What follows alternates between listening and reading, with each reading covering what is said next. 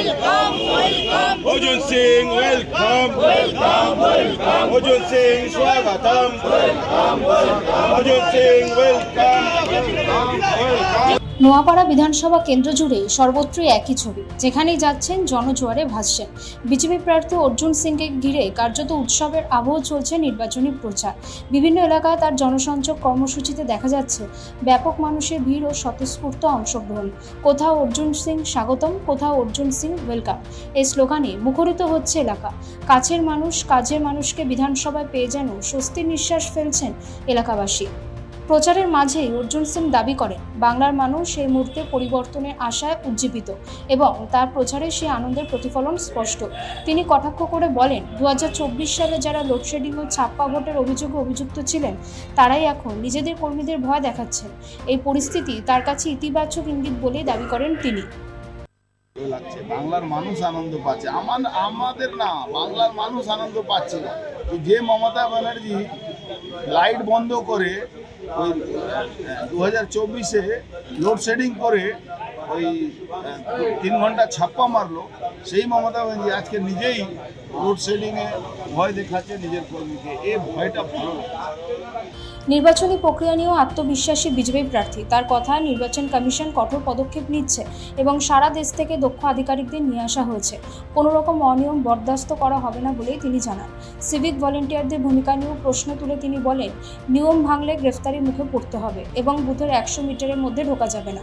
এই পরিস্থিতিতে নিরপেক্ষ ভোট হলে বিজেপির জয় নিশ্চিত বলেই দাবি তার।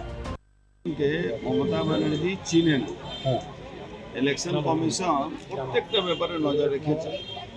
ভালো ভালো অফিসার সারা দেশ থেকে নিয়ে এসে এই জলপাই ড্রেস পরুক বা সাদা ড্রেস পরুক বা যাই ড্রেস পরা বা ওই র্যাপিড ড্রেস পরা, কোনো এই ধরনের যে সিভিক ভলেন্টিয়ার আছে তাকে কোনোভাবে কোনো ইলেকশনে কোনো কাজে ইভেন ওই মেশিন বইয়ে নিয়ে যাওয়াটাও করতে দেওয়া হবে।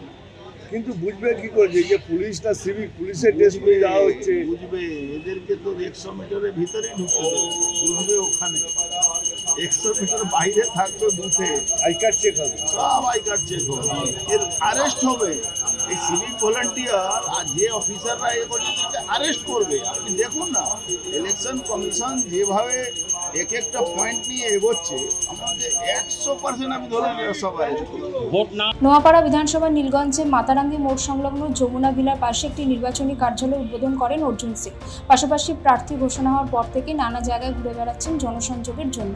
কখনো পলতার নেতাজি সংঘের মাঠ থেকে কল্যাণ গ্রাম মাঠ পর্যন্ত বিশাল জনসংযোগ কর্মসূচি, কখনো নতুন বাজার মোড়, মনিরামপুর এবং সংলগ্ন এলাকাগুলিতে প্রচার চালান বিজেপি প্রার্থী। উত্তর ব্যারাকপুর পৌরসভার 7 নম্বর ওয়ার্ডের 20 নম্বর রেলগেট এলাকাতেও স্থানীয় বাসিন্দাদের সঙ্গে সরাসরি যোগাযোগ করলে তার সমর্থনে পাশে দাঁড়ান এলাকার মানুষ। সব মিলিয়ে নোয়াপাড়ায় অর্জুন সিংয়ের প্রচার যে ক্রমশ গতি পাচ্ছে এবং জনসমর্থন বাড়ছে তা স্পষ্ট। না বলে দিয়েছি, দুদিন গেলে অসুবিধা কি আছে?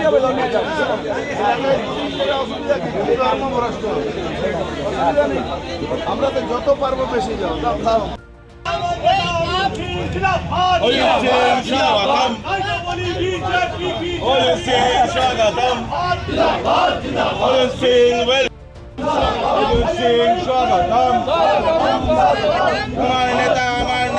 अर्जुन सिंह स्वागतम अर्जुन सिंह स्वागतम काछेड़ नेता अर्जुन सिंह वेलकम अर्जुन सिंह स्वागतम अर्जुन सिंह वेलकम। মার্কিং করা যাবে না, চেঞ্জ করে দাও। আপনি ইয়েলো নিয়ে এসো, ইয়েলো নিয়ে এসো, তাহলে চলবে। ইয়েলো নিয়ে এসো, ঠিক আছে গাড়ি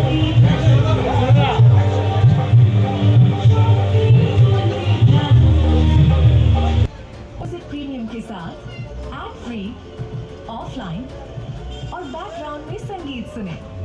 साथ ही चलते फिरते सुनने के लिए पॉडकास्ट डाउनलोड करें।